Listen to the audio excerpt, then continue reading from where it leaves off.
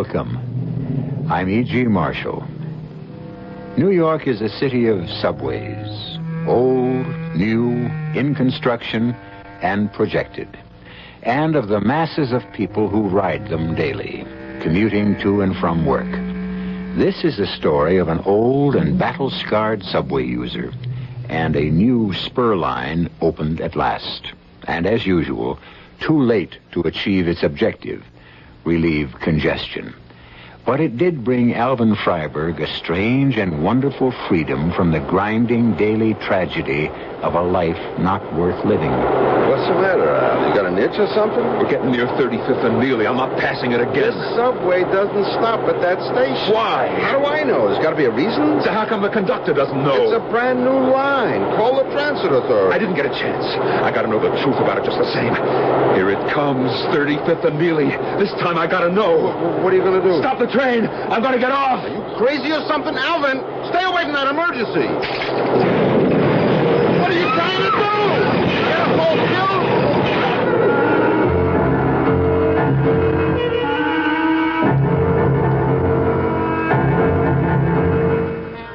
Our mystery drama, The Phantom Stop, was written especially for the Mystery Theater by Ian Martin and stars Norman Rose. It is sponsored in part by Buick Motor Division.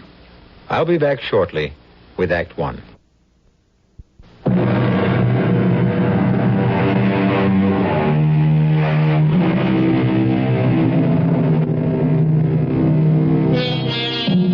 Al Freiberg and Marvin Schreiber shared the same treadmill. They both worked for Goldman Incorporated. Al as a pattern maker, Marv as a cutter. They both rode the subway morning and night. They both shared the same two-family house in Flushing, owned by Marvin. But of the two, Marv was the lucky one. When he came home, he came back to love and affection. What Al came home to was, that was something else again. Is that you at last, Alvin? Yes, Esther, I'm home. You're late. I'm late. That's all you got to say? What else should I say? I was making hanky-panky with one of the models. Who'd give you even a look? Models I don't worry about, but you and that mob downstairs could have stopped maybe for a beer. Let me smell your breath. I wouldn't advise it. I had a garlic pickle with lunch. A comedian I married. So why you late? Oh, Esther, have a heart. We're behind the fall deadline. We've got to get out the garments. Oh, don't give me a story that Fink Goldman's running you into overtime. He'd have a heart attack if he had to pay a dime over take-home pay. Give a little, take a little. A few minutes overtime isn't going to make me run to the shop steward. Give a little, sure. That's the story of your life. When did you take? Person makes his own choices. Oh, I want to sit down. I've been on my feet all day.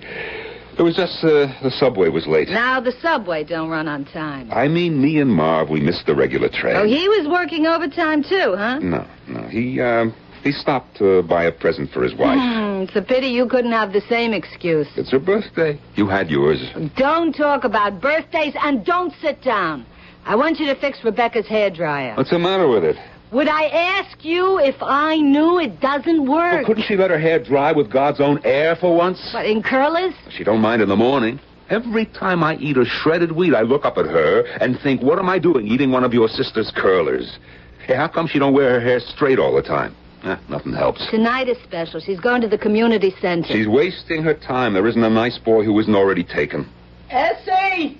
Is that Alvin at last? Yeah, he just walked in. Well, tell him to run down to the drugstore and get me some glow prune. Couldn't she go down to get it herself all day? All she does is sit. A lumbago is bothering her. Maybe she's just waking up to what she is, a big pain in the... Is he going? I run out of hair set and I'm only half curled. Half boiled is more like it. Is that any way to talk about your own flesh and blood? She's your sister. Are you going down to the drugstore or not? Yes.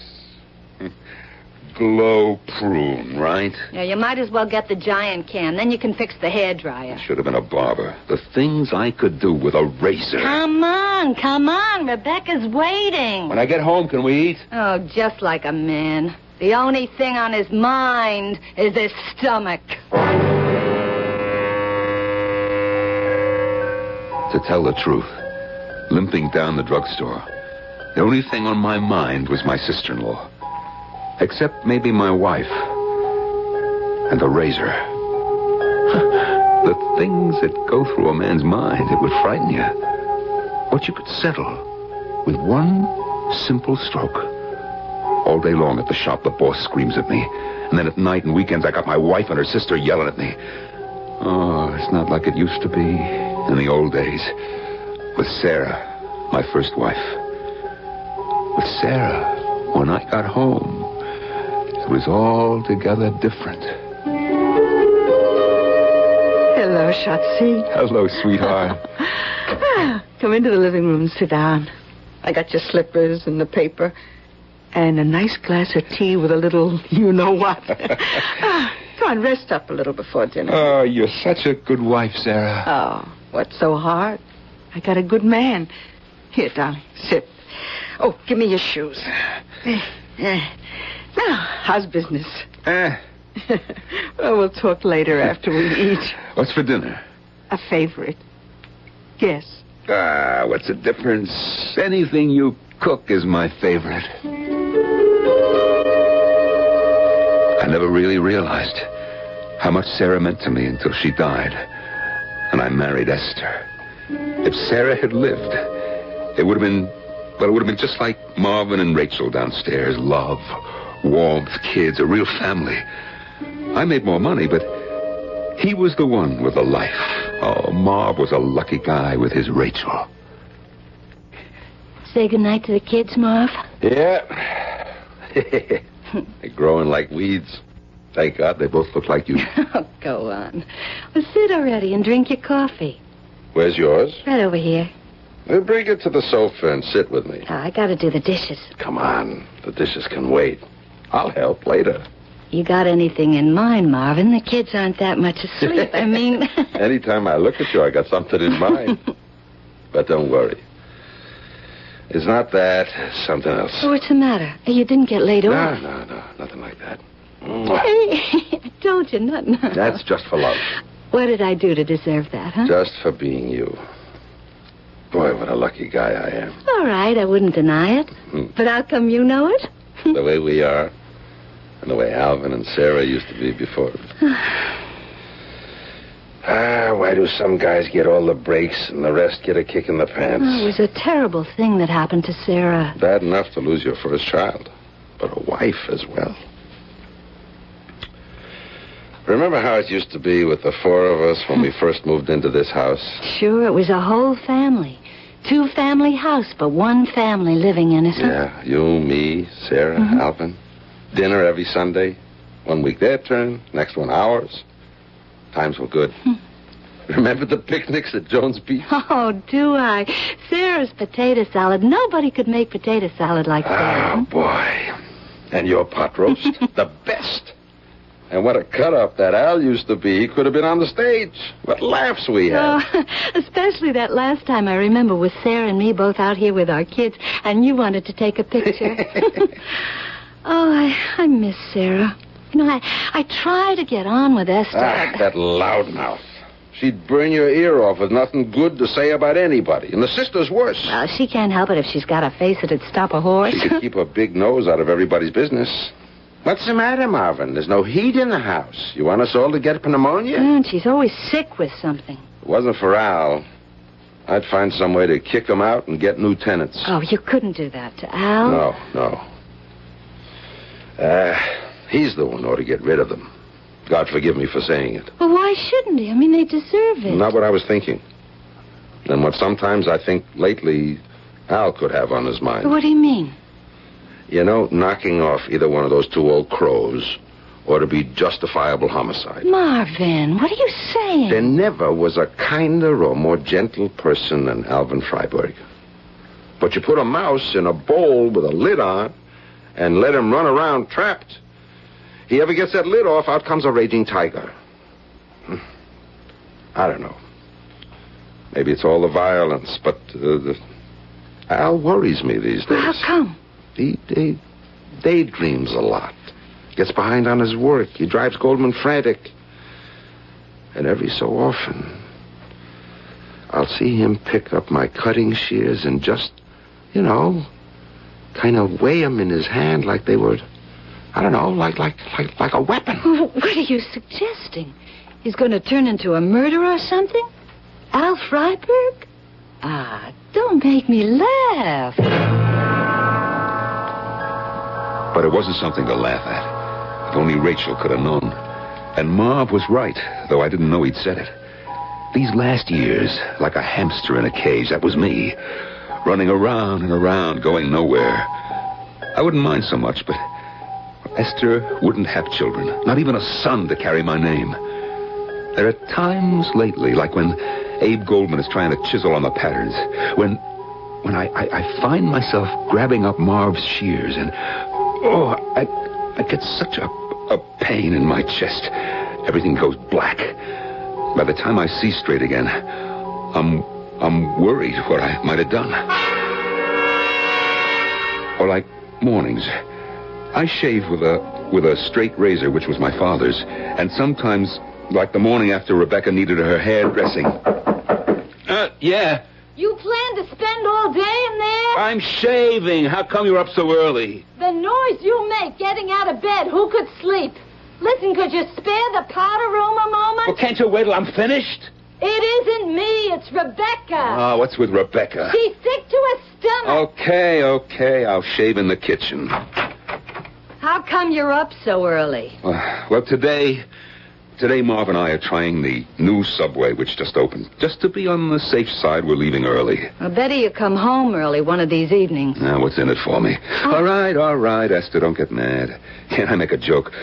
Look, you want to have a cup of coffee with me before I leave? What for? As soon as I get Rebecca straightened out, I need my beauty sleep. Have your coffee at the office. You used to make it for me when we were first married. I used to do a lot of things before I discovered what a nothing I married. Go into the kitchen, shave, will you, and let Rebecca use the ladies' room. The ladies' room. That's what it comes down to now. I'm a stranger in my own house. I finished shaving, nicking myself twice without a mirror.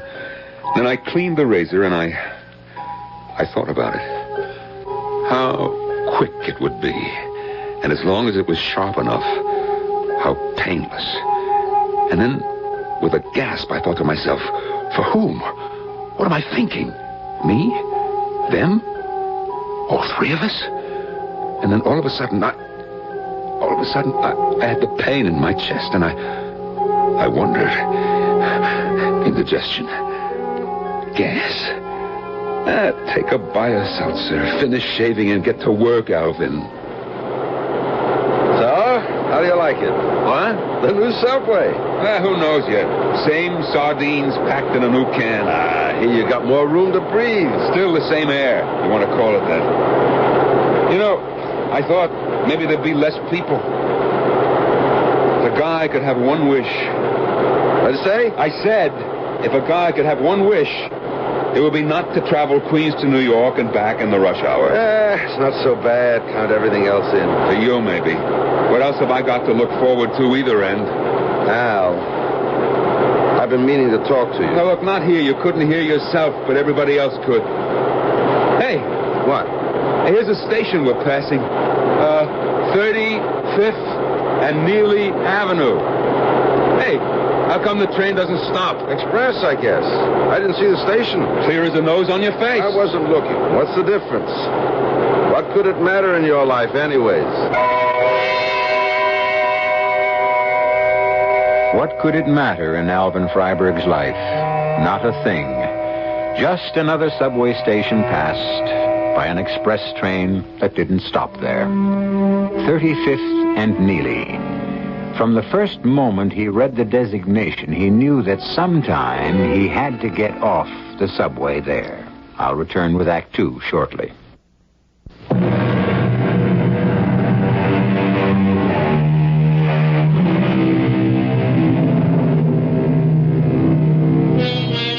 It wasn't a good day in Alvin Freiberg's life. The patterns for the new styles were hard to work out. 70 yards of cloth on a bolt. You have to lay out the patterns so that you waste the least amount of material. If you're a first-rate firm, you don't cut corners. But if you're just an ordinary firm and times are hard, there's a little temptation to shortchange. I can't do it, Mr. Goldman. Are you telling me I brought you up in the business? So we'll be a little tight with the seams. We'll still make up. A little tight? Look, here under the arms and on the sides. A woman buys the wrong size, so she takes a deep breath and the seams go... That's her problem. She should buy the right size to begin with. You know women. That's what always made our line. They could breathe a little buying undersize. Are you telling me how to merchandise? Look, I make patterns. That's all I know. I made them before you were out of public school. I ask you to cut a few corners, and you have to give me an argument. I want only the best for us, Mr. Goldman. The same for me, but we got to go with the time. I don't like to cheat. Who's cheating? We cut a corner here and there. What are you, a conscience for the world? You're better than anyone else? Maybe he was right. What was I? I sat there piecing the jigsaw of patterns on a bolt of cloth, and I wondered myself, let some customer lift her arm and split a seam, or eat too much and have the zipper split. Why should I care? What did I have left? No pride at home? Why try to have any at work? Even Marv couldn't shake me while we waited for the subway home. Why'd you knuckle under? What's the difference, Marv? He wants to cut short. How can I stop him? It never pays off. And what you lay out, I gotta cut. You know, once you'd have made me mad saying that. But now, what's to fight for? These days, we're lucky to have a job. That's all the business means to you? Tell you the truth, nothing means much to me. I'm tired. Well, you got something to protect. There's a seat. Grab it. Come on. I'll stand. You need it more than me. Now sit down, will you? Okay. Maybe I do. But I wanted to ask the conductor or one of the guards about that station. What station? You know, the one we don't stop at. The 35th and Neely. Who cares? Me. Why? I don't know, just something crazy. You wouldn't remember. What wouldn't I remember? Well, I could tell you, but what do I want to do? Broadcast a secret at the top of my lungs? Wait till we're home. Okay. It's hard to hear you anyway. Read your paper. I sat a little while with my eyes closed. The pain was in my chest again. Right through the back. The racket of the subway seemed very far away. And then I glanced at the paper in my lap, just to skip over the headlines. General Charles de Gaulle takes over premiership of France. So let him, what do I care? What? De Gaulle? But he's dead. He's long dead. I look again at the newspaper. The date.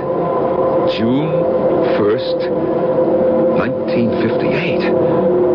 I started to get Marvin's attention, but just then I realized that we were slowing down, ready to stop. I twisted to look out the window. 35th and Neely. I had to push and shove to get off. I was the only one. I went through the gate. There was a long flight of steps to the street. But my pain was gone. My legs, they felt 20 years younger. So did all of me. I could feel my heart lift, reach out expecting something. And I was right. I came out to the street. And, well, it was just before sunset. Everything was bathed in a rosy glow, a color you couldn't forget. And waiting for me was... Alvin, 2 subways I waited. I thought maybe you'd missed your train. You know the rush hours, Sarah. But why should you wait for me? Why does any woman wait for her man? Love. Besides, I was shopping near here at the market, so why not give you a surprise? Here, let me have the bag. Yes, sure. I'll carry it. Hey, this is the old neighborhood. Why so surprised? 35th, all right. But, Neely, that's not near us. Oh, it's a new subway. So it's a little longer walk than the old stop. What's the difference when a person is young? The way I feel. So, why do we have to stand talking so much? Come on, let's go home. Yeah, home. Yeah. Give me your hand. Let's just walk like we used to. You know, I don't know what's so good tonight. It seems so special. Oh, it is special. What's for dinner? I shouldn't tell you. I should just surprise you. So, surprise me.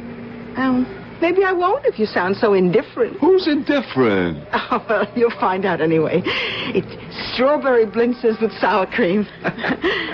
You want to leave me for another woman? I want to take you in my arms right here on 33rd Street and hug you. Oh, you better not. I'll call the cops.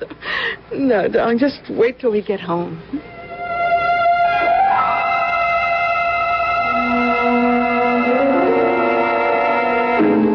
You want coffee or a glass of tea? I just want you. Come on, sit by me on the couch. Oh, I'm not sure I could trust you. There's more than one kind of love, Sarah. This is just old people, quiet, just to touch, to know, to feel that you're there. And I'm next to you. Come on, sit. Maybe just a little. Because you have to go. What do you mean? How come I have to go? Don't ask questions, Alvin. Just take what we got. But this is my home. I'm not leaving. You have to leave. Answer me one thing first. Anything. You won't let whatever happens change you? You'll stay the way you are? Why should I change?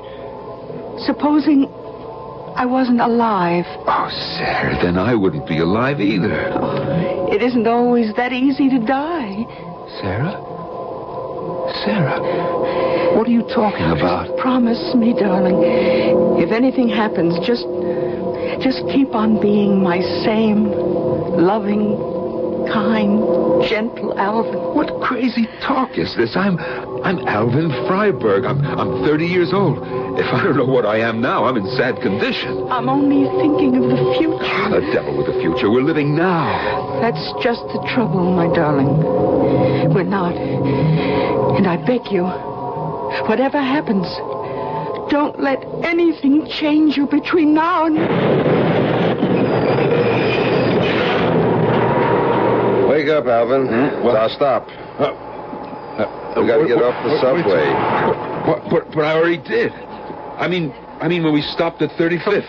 Come on, Alvin. You've been sound asleep since we left Manhattan.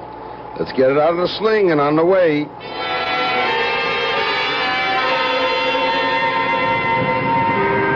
What are you talking about you got off the subway on the way home? I did, at 35th and Neely. You got a hole in the head. You were asleep by 57th Street, Manhattan, and you never woke up till we hit Flushing. I didn't get off and see Sarah. Sarah? My wife, It was a dream, Al. It was a dream. You were tired, you went to sleep, and you had a dream. Oh, such a dream, Marv. You know, it was so real, just like it used to be. But, hey, listen, I didn't get off at that station. The train doesn't stop there, Al. It did. In my dream. If it could only be like that. Could I say something to you which is none of my business? What, a friend like you could say anything. I'm worried about you. Yeah, that makes the two of us. I think you should see a doctor. What could a head shrinker tell me that I don't know already? I didn't mean a psychiatrist. I meant a doctor. Who needs him? I'm healthy. I could be if I had the chance. I was thinking about, you should excuse the expression, your home life. Yeah, you should excuse the expression, all right. Alvin, you ever hear of the French painter called Gauguin? Yeah, sure. You know what he did? He went to Tahiti or somewhere, and he painted pictures. Yeah, but first off, he was a banker, and he was unhappy. So he separated from his wife and just took off. Are you trying to tell me something? Yeah. Who likes Esther? Do you? I'm married to her. You were married to Sarah. That was different. Sure it was. Everybody loved Sarah. But Esther... Who likes Esther? You gotta say it out loud. Not even me. I wish she was dead. You don't have to go that far. Why don't you just walk out on her? What would happen to Rebecca? That's your problem? They're driving you crazy, the two of them. Rachel and me, we only live downstairs, and they're driving us around the corner. Why don't we all get out from under? You're not going to renew our lease. Al, I ain't talking as a landlord, but as a friend. Rachel and me, we can make out. But we want to save you. From what? But we're almost home now. Take a good look at yourself. Do a little thinking. You got a ding-a-ling hung around your neck. I'm your buddy. What else can I say? Marv, I don't know what to answer you. I don't blame you. I don't know how I had the guts to say all I said to you. Now, see you 7:30 in the morning. We'll walk to the subway.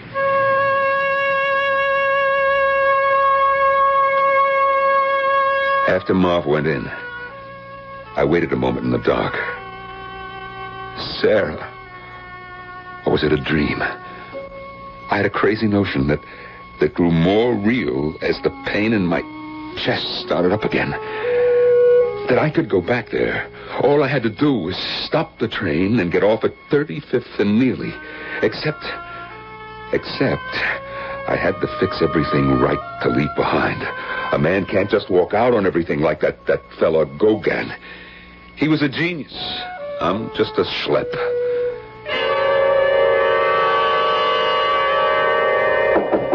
Yeah.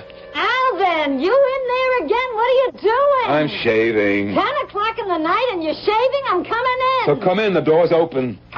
What are you shaving this time of night? Well, the morning traffic gets so heavy, I thought maybe I'd take a load off of it. I don't understand you, Alvin Freiberg. Well, say something. What am I to say? I don't think you ever did. What? You asked me to say something, I said it. I didn't ask to be insulted. Who insulted? You said I didn't understand you. Well, you think you do? Oh, I certainly don't understand a man shaving 10 o'clock at night and tying up the only bathroom in the house. I shave in the morning. I'm in the way, too. What should I do? Shave at the garment house? You don't have to make a thing. Who is making a thing? You are. I was just trying to make things easy. Don't give me that, Alvin. You just try to make things a problem because me and Rebecca haven't ever been good enough for you. Did I ever say that? Well, it's what you think. Sarah, she was so great. Your first wife, nobody could live up to her. You leave Sarah out of Who this. brought her in? I didn't. Don't try to fool me. Ever since we were married, you compared the two of us. Esther, that honestly is not true. Don't try to pull the wool over my eyes. I know what I know. And let me tell you something, Alvin Freiberg. Your first wife was a nothing. If you had stayed with her, you'd still be a gopher for Mr. Goldman, running errands, getting coffee, pushing dress racks, a 40-year-old office boy without my connections and my family, so don't you ever forget it. That isn't true. I was a cutter before you were... Don't make me laugh. With that Sarah soft in the head about how great you'd be, she couldn't see a future in any dress cut. Alvin, don't hold that razor like that. Alvin, what are you thinking about? Don't you ever mention Sarah's name to me again. Don't you ever... Alvin, are you crazy or something? I was just trying to bring you to your senses. Now, don't take offense about Sarah. Sarah's been dead for 16 years. Get out. Get out. Get out! You leave me alone. You and Rebecca, you leave me alone. Or I don't know what I'm going to do. What are you, a crazy man or something? Right at the moment, I'm yes. Well, what made you like this? You and your nagging sister, you get out! For the first time in her life, Esther knuckled under to me. She fled from the bathroom in terror. And as she slammed the door shut behind her, I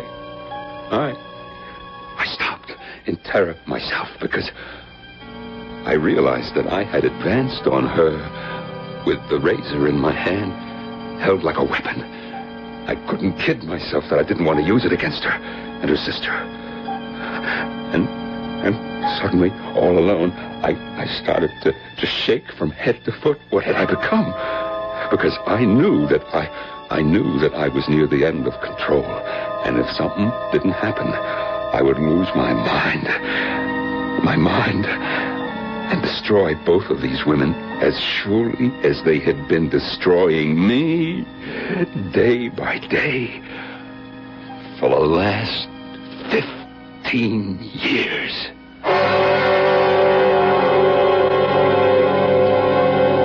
The wrong marriage. Two selfish women driving against a quiet and simple man. The day-by-day deterioration of what had once been a human relationship is as devastating as the Chinese water torture, and as inescapable without violent reaction or some miracle to end it. Which is the deciding factor? I'll be back with that solution shortly when I return with Act 3.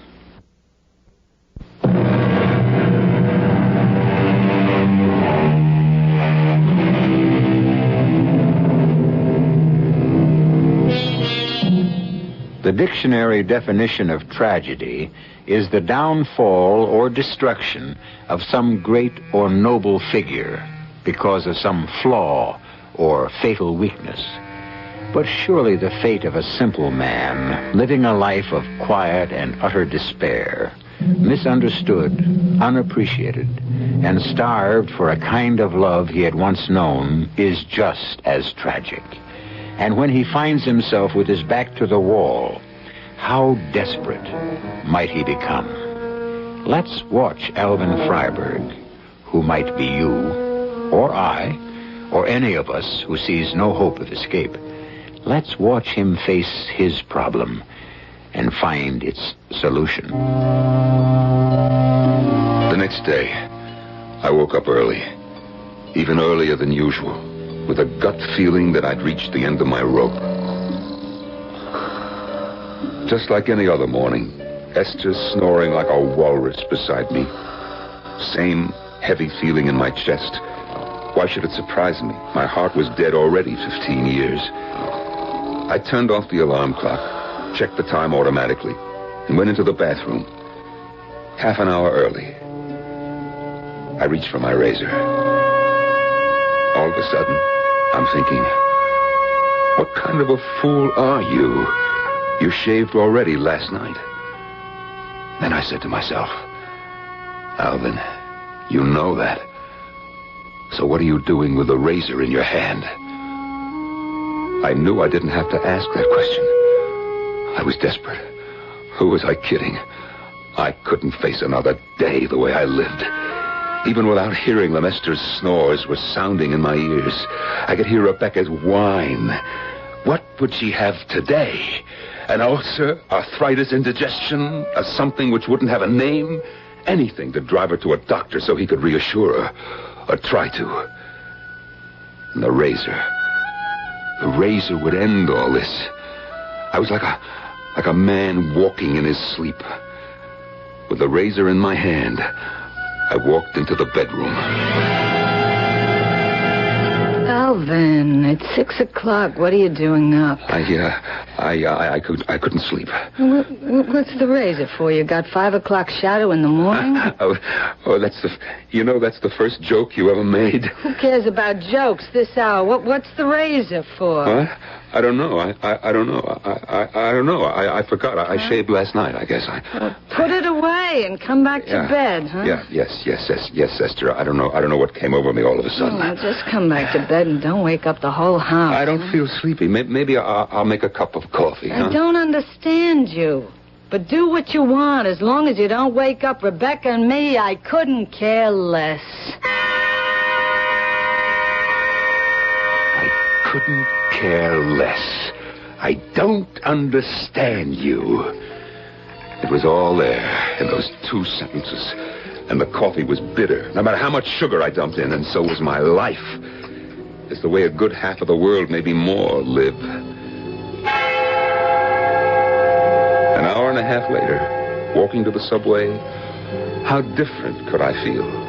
Except that Marv was a friend, and with him I could talk a little. Hey, nice brisk morning, huh? Well, what's a good word? You should know me by now. I wonder you even bother to walk to the subway with me. What are you giving me, Al Freiberg? 25 years we're friends. Why would I walk out on you, huh? I ain't the same man I once was. Look, when was the last time you saw a doctor? I don't know, 3, maybe 4 years. You ought to have a checkup. What for? Who cares? Anyway, my regular doctor died a couple of years ago. A person our age should have a checkup once a year. Stay alive? What else? Supposing you get to the point where you don't care, huh? Oh, that pins it. I'm going to make an appointment with my doctor to see you. Don't waste the time. I'm ready to waste more than that. You'll see him if I have to drag you there. We'll go at lunchtime. Don't give me any arguments. I'll pay just for my own peace of mind. Look, Marv, you're a good friend, okay? Okay, I'll see your doctor, but, he can't help me. And we got one thing straight. I pay. Come on, we're at the subway.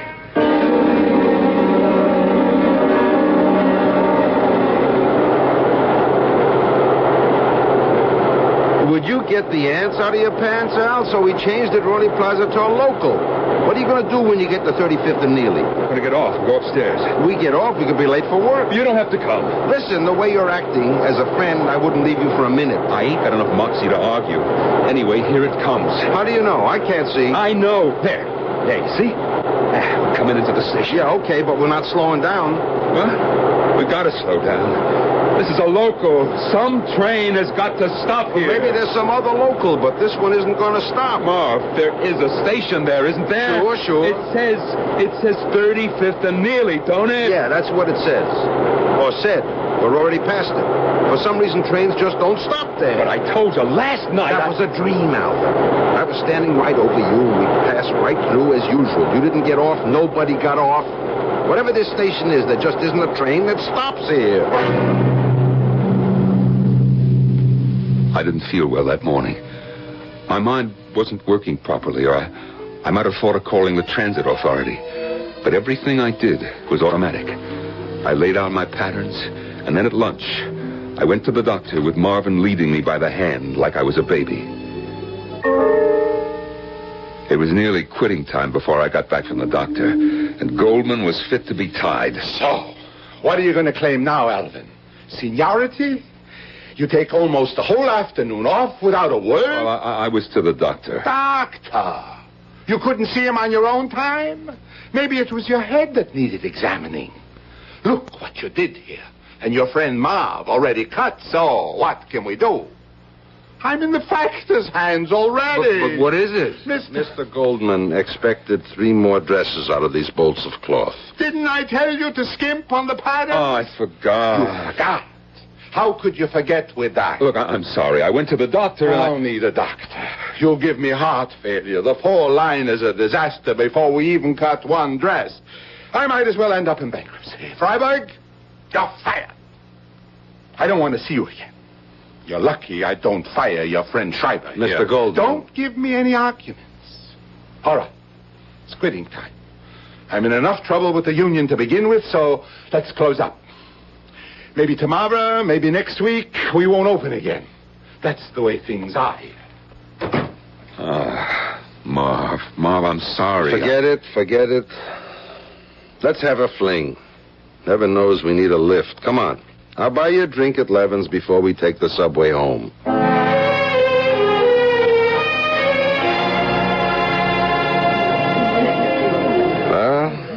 L'chaim.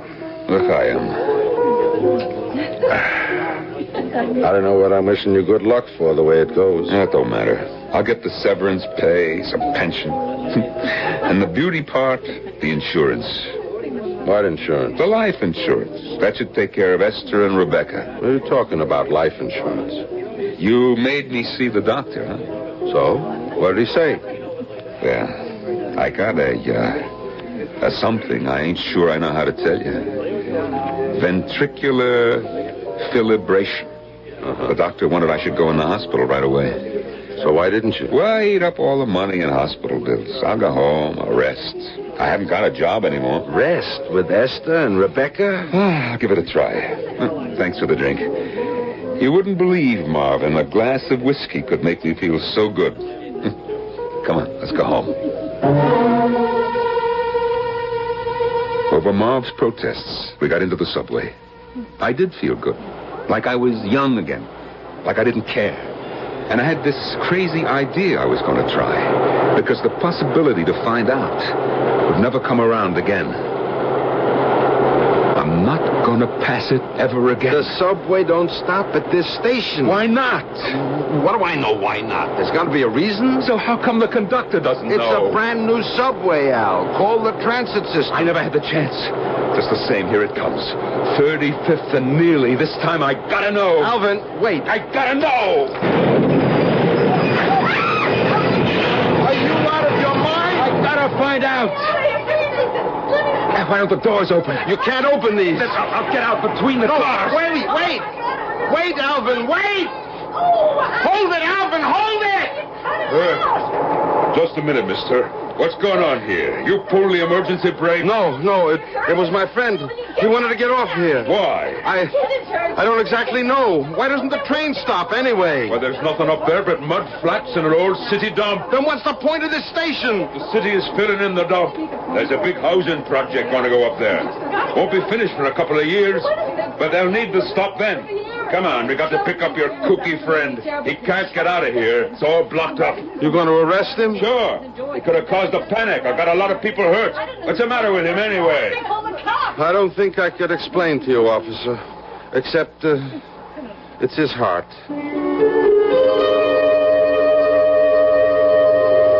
Hello, Alvin. Sarah, you were waiting again. Well, this time I knew what subway you'd be on. Come, my darling. Let's go home. That's all I want. That's what you got. This time, for good. See? I told you there was no way out. Oh, what's he lying there for? He get fits or something? No. He, just hasn't been well lately. What? Hey, you ain't just whistling, Dixie. I'm sorry to tell you, mister, but your friend is dead. Heart attack, huh? Yeah, something like that. I wonder. What do you mean? I hope he found what he wanted. And, for the record, guard, there's no doubt. It was his heart.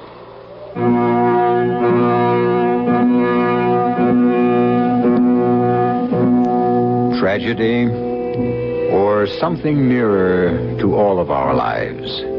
Escape. Death, of course, is always tragic. But if you have belief in something beyond, Alvin Freiberg, slippers on his feet, Sarah by his side, and something too delectable to name cooking in the kitchen for dinner, is a happier man dead than alive. I'll be back shortly.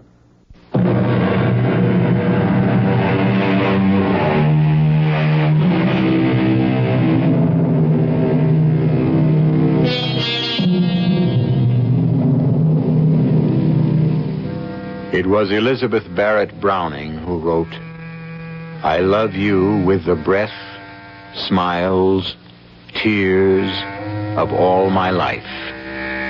Alvin Freiberg could never have expressed himself so well, but beyond question, he felt as deeply for his Sarah as Elizabeth Barrett felt for Robert Browning. The quiet, unnoticed ones love as deeply and perhaps more securely than the great or famous. Let this be Alvin's epitaph and the end of his story.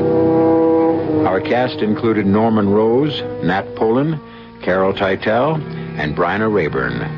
The entire production was under the direction of Hyman Brown. And now, a preview of our next tale. But, John, this is the only time we can call Windandingo, at midnight. It's the only time he's able to hear the voice of mortal man. And the clock just struck. Listen. He's here. That's his voice. Jay, that's just an ego way off. Listen. Will you go back to sleep? Who's that? Sounds like Enoch Frazier. Get him out of here. He's come to kill me. Enoch must be having a nightmare. Don't let him. Let me go. Let go. Oh, Enoch does drink an awful lot. Don't kill me. No, it's Windandingo, all right. Don't. And justice is being done. I don't think Enoch's crimes were that serious.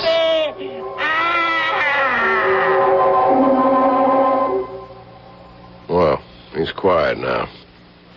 He's dead. Radio Mystery Theater was sponsored in part by Anheuser-Busch Incorporated, brewers of Budweiser. This is E.G. Marshall inviting you to return to our Mystery Theater for another adventure in the macabre. Until next time, pleasant dreams.